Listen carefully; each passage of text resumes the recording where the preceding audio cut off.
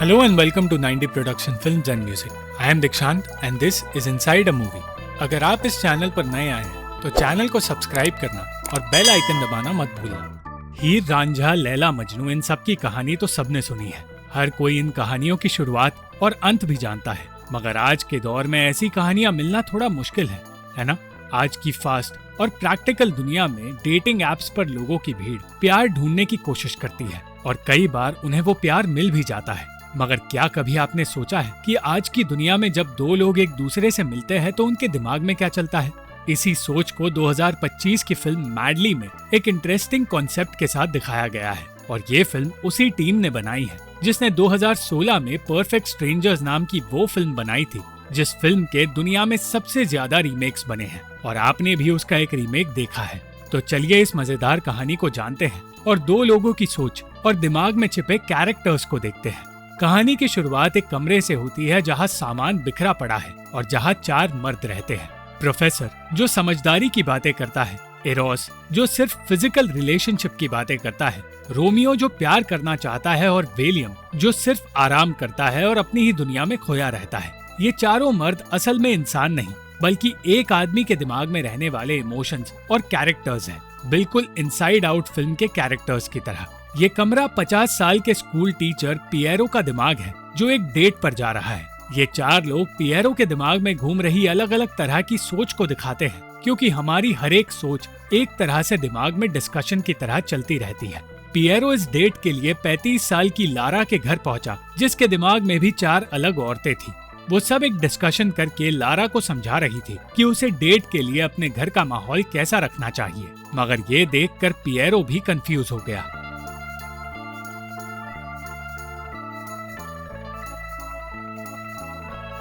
चार अलग पर्सनालिटीज की बात सुनते सुनते लारा अपने कपड़े बदलने लगी, क्योंकि एक का कहना था कि उसे लड़कियों जैसे कपड़े पहनने चाहिए तो दूसरी का कहना था कि उसे एक कम्युनिस्ट के कपड़े पहनने चाहिए।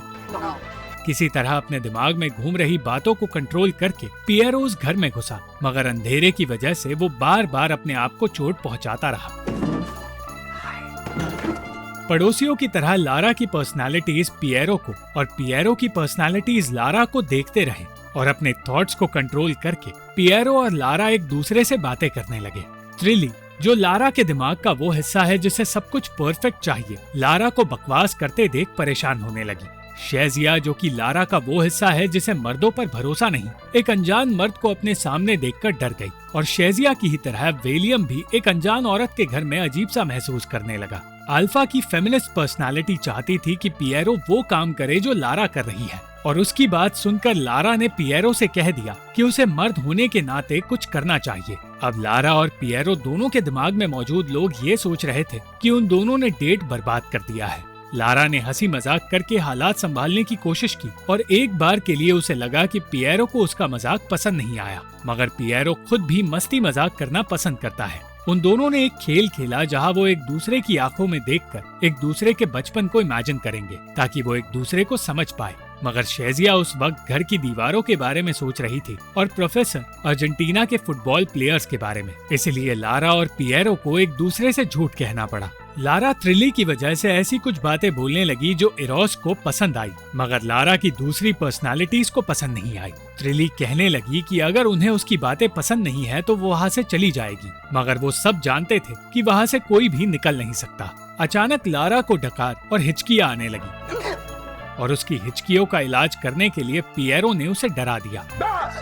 चीखने चिल्लाने का आइडिया विलियम का था, इसलिए प्रोफेसर उसे डांटने लगा। धीरे धीरे पिएरो और लारा के बीच की ऑकवर्डनेस खत्म होने लगी, मगर तभी पिएरो की बेटी रोजा का कॉल आ गया और जूलिएटा को लगने लगा कि लारा एक शादीशुदा आदमी के चक्कर में फंसने वाली है। जूलिएटा दूसरों के साथ बहस करने लगी और लारा समझ नहीं पाई कि उसे कौन सी सोच अपनानी चाहिए। पिएरो अपनी बेटी को समझा रहा था कि उसे अपने दोस्तों के बारे में बुरा भला नहीं कहना चाहिए और ये सुनकर शेजिया को लगा कि वो एक अच्छा पिता है। जूलिएटा का मानना था कि वो अच्छा हो या बुरा हो, वो एक शादीशुदा आदमी है, मगर अल्फा ने उसे याद दिलाया कि पिएरो शादीशुदा नहीं तलाकशुदा है। ट्रिली कहने लगी कि वो सिर्फ एक रात के लिए पिएरो के साथ रह सकती है और इस बात के बाद सबके बीच एक डिस्कशन शुरू हो गया। लारा को एक फैसला लेना था, या तो वो जूलिएटा की बात सुनकर पिएरो की बेटी के बारे में सोचती या दूसरों की बात सुनकर सिर्फ अपने बारे में सोचती और पिएरो को वही रोक लेती। पिएरो भी ये सोच रहा था कि उसे लारा को अपनी एक्स वाइफ के बारे में बताना चाहिए या नहीं, मगर जैसे ही वो अपने टूटे हुए रिश्ते के बारे में बताने लगा, वो भूल गया कि उसे कौन सा शब्द बोलना था। पिएरो और लारा दोनों के दिमाग में उस शब्द की खोज शुरू हो गई। किसी तरह अल्फा ने उस शब्द को ढूंढ निकाला और पिएरो ने बताया कि वो कभी कभार अपनी बीती हुई जिंदगी को याद करता है। विलियम चाहकर भी उसे चुप नहीं करा पाया और उसकी इमोशनल बातें सुनकर लारा को रोना आ गया। धीरे धीरे बातें बढ़ती गई और इरोस कहने लगा कि उन्हें लारा के करीब जाना चाहिए, क्योंकि आखिर वो दोनों इस डेट पर एक दूसरे के करीब आने के लिए ही तो मिले हैं। मगर प्रोफेसर ने पिएरो को रोक दिया और समझाया कि उन्हें लारा की बातें सुननी चाहिए। उसकी बातें सुनते सुनते वो अजीब सा रिएक्शन देने लगा और लारा समझ गई कि वो घबरा रहा है। बीच बीच में कई रुकावटें आ रही थी, मगर किसी तरह बात आगे बढ़ती गई। उन दोनों को कुछ लोगों की चिल्लाने की आवाज भी सुनाई दी और तब पिएरो ने बताया कि एक फुटबॉल मैच चल रहा है जिसे देखकर लोग खुश हो रहे हैं। लारा की पर्सनालिटीज को एहसास हुआ कि पिएरो मैच देखना चाहता था, फिर भी उसके पास आया और जूलिएटा और अल्फा के कहने पर लारा ने कहा कि वो पिएरो के साथ मैच देखना चाहती है। पिएरो ने बताया कि वो भी फुटबॉल खेला करता था और त्रिली समझ गई कि ये वही कहेगा जो हर आदमी कहता है कि अगर उसे चोट ना लगती तो वो आज एक फुटबॉलर होता।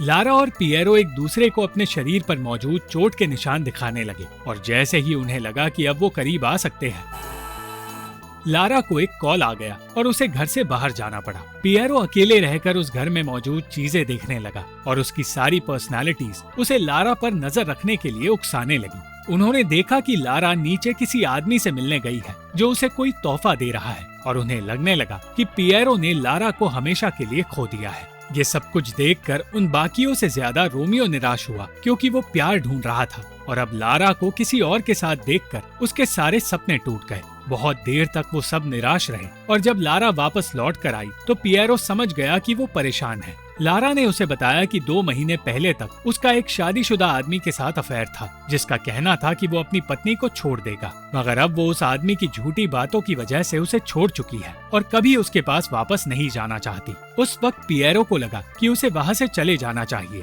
मगर जब लारा ने कहा कि कोई उसके लिए कभी रुकता नहीं तो वो सोच में पड़ गया। रोमियो ने समझाया कि लारा चाहती है पिएरो वहीं रुक जाए। शेजिया भी समझ नहीं पाई कि आखिर लारा पिएरो को रोक क्यों नहीं रही, मगर इससे पहले कि वो उसे रोकती, पिएरो खुद ही रुक गया। वो चाहता था कि लारा उसके एक्स का दिया तोहफा देखे, क्योंकि उसे लगा कि उसने एक कॉफी मशीन दिया है, मगर तोहफे में एक डायमंड रिंग देखकर लारा अपना आपा खो बैठी। विलियम जानता था कि उसका गुस्सा बहुत देर तक चलने वाला है और ये गुस्सा देखकर इरोस उसकी तरफ अट्रैक्ट होने लगा। अब लारा की हर एक पर्सनालिटी पूरे मर्द समाज को गाली देने लगी और विलियम की बात मानकर पिएरो ने इस बात का कोई जवाब नहीं दिया। लारा ने पिएरो को टेस्ट करने के लिए उससे कुछ सवाल पूछे और विलियम, रोमियो, प्रोफेसर और इरोस की बातें सुनकर वो इस टेस्ट में पास हो गया। लारा के एक्स बॉयफ्रेंड की इस हरकत की वजह से ही पिएरो और वो करीब आ गए और उन दोनों के दिमाग में मौजूद पर्सनालिटीज इस बात का जश्न मनाने लगे। कुछ देर बाद लारा की पर्सनालिटीज और पिएरो की पर्सनालिटीज को वो मिल गया जिसका वो इंतजार कर रहे थे। वो दोनों करीब आ गए, मगर अचानक पिएरो अपनी माँ को याद करने लगा। उसके दिमाग का माहौल ऑकवर्ड हो गया, मगर फिर लारा और पिएरो दोनों ही अपने दिमाग में चल रहे डिस्कशंस को सुनकर एक दूसरे को खुशी देने लगे।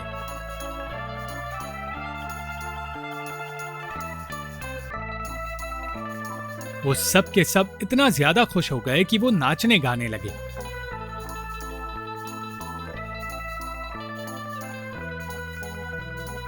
उन दोनों को एक दूसरे से प्यार भी होने लगा और अब बिना किसी फिक्र के वो एक दूसरे से घंटों तक बातें कर पाए। अचानक जूलिएटा ने कह दिया कि वो पिएरो के साथ एक डॉग अडॉप्ट करना चाहती है और ये बात रोमियो के अलावा सबको अजीब लगी। जूलिएटा को दूसरी औरतें डांटने लगी क्योंकि उन्हें लगा कि पिएरो मौका मिलते ही अब भाग जाएगा। उन सबको लग रहा था कि पिएरो किसी गहरी सोच में है, मगर वो सिर्फ ये सोच रहा था कि उसे कचरा कौन से डस्टबिन में फेंकना है। ये सोचकर कि पिएरो लारा के बारे में सोच रहा है, लारा खुशी खुशी उससे बात करने लगी, मगर पिएरो इतना खोया हुआ था कि उसके दिमाग में मौजूद लोग एक भी बात ठीक से समझ नहीं पा रहे थे। वो दोनों अपने दिमाग में घूम रहे थॉट्स को कंट्रोल नहीं कर पा रहे थे, क्योंकि अपने अतीत के बारे में सोचकर वो डर रहे थे और ये नहीं चाहते थे कि उनका दिल फिर एक बार टूट जाए। अपने डर की वजह से पिएरो ने वहाँ से जाने का फैसला किया और लारा ने भी उसे नहीं रोका। रोमियो इस तरह उस घर से बाहर नहीं जाना चाहता था और उसी की तरह जूलिएटा भी इस बार प्यार को खोना नहीं चाहती थी। उन्होंने दूसरों को समझाया कि ये दो लोग एक दूसरे के लिए ही बने हैं, क्योंकि एक ही रात में उन्होंने एक दूसरे को हंसाया भी और रोते हुए भी देखा।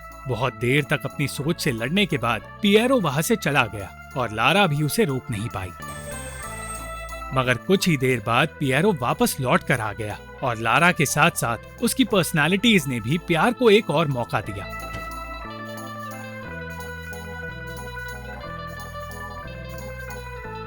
शेजिया को एहसास हुआ कि विलियम उसी के जैसा है। अल्फा समझ गई कि प्रोफेसर उसी के लिए बना है। इरोस और ट्रिली एक दूसरे को पसंद करने लगे और रोमियो को जूलिएटा में अपना प्यार मिल गया। बिल्कुल इसी तरह जब दो लोगों की सोच और उनकी पर्सनालिटीज एक दूसरे के साथ मिलजुल कर रहना सीख लेती हैं, तो उन दोनों को प्यार हो जाता है। पिएरो और लारा को भी उस रात इसी तरह एक दूसरे से प्यार हुआ और वो कभी एक दूसरे से अलग नहीं हुए। Thank you for watching this video. अगर आपको ये वीडियो पसंद आई तो इस वीडियो को लाइक, शेयर और इस वीडियो पर कमेंट जरूर करें और इस चैनल को सब्सक्राइब करना मत भूलना।